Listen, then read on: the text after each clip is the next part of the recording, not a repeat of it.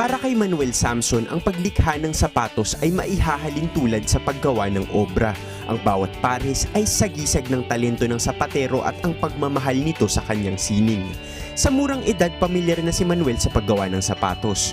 Tubong Marikina, kilalang sapatero ang mga magulang ni Manuel kaya hindi na nakapagtatakang namana niya ang husay sa kakayahang ito.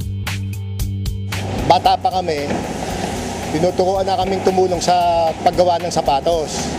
Kami naman, pagka uwi ng eskwela, tumutulong kami, binibigyan kami ng assignment para gumawa ng mga ibang parte sa paggawa ng sapatos, kumaka ng paggawa ng kahon. Tapos magsusukat ka, magbibigay ka ng gawa sa mga manggagawa. At nung bata kami, pinagtitinda din kami sa labas ng mga kakanin, titinda kami ng sigarilyo, pandesal, sa kalsada. At naging turo sa amin ng mga magulang namin na maghanap buhay. Nag-umpisa ang Otto sa isang tindahan sa Pasig noong 1979. Nung panahong ito, 5 lamang ang empleyado ng kumpanya. Ngayon, higit sa 300 na ang empleyado ng Otto Shoes sa iba't ibang tindahan sa buong bansa. Hindi naging madali ang paglago ng isang negosyo gaya ng Otto Shoes. Matagal na panahon ang ginugol ni Manuel sa paghahanap ng pinakamainam at epektibong paraan ng paggawa ng magandang klase ng sapatos.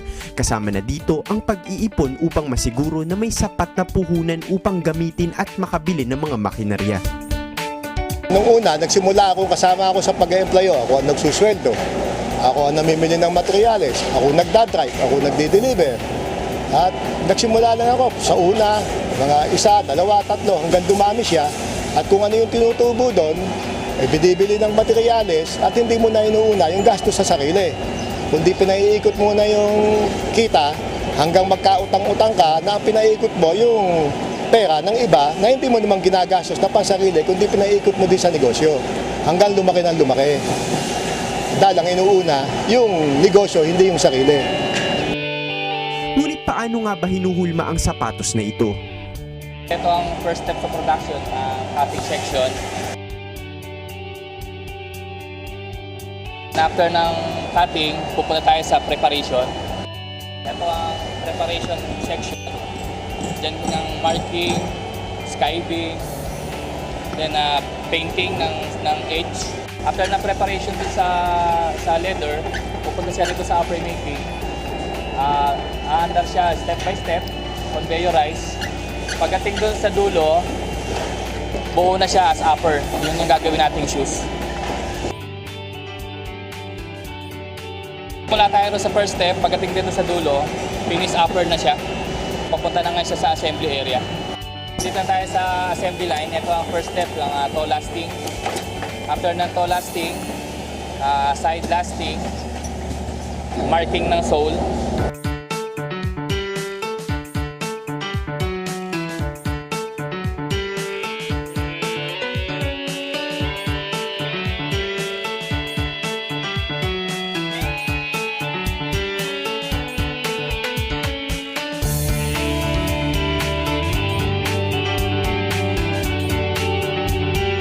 This is the final product.